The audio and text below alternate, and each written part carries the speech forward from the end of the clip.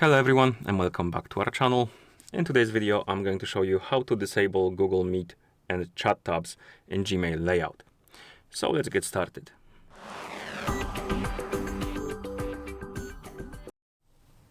So if you don't like the chat tab or the Meet tab and the layout of your Gmail app, the Gmail account, you can always disable them, and to do that tap on the menu, then tap on the settings, and here select the account you want to change the settings for.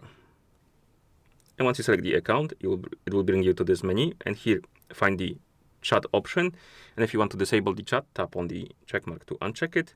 And once you uncheck it, the chat will disappear from the layout. Now we can go to settings again, and if you want to disable the meets as well, you go scroll down through this menu. Once you select the account, find the category called Meet, and under it you will see show the Meet tab for video calling, and you can disable it as well, and it will be gone from your layout as well.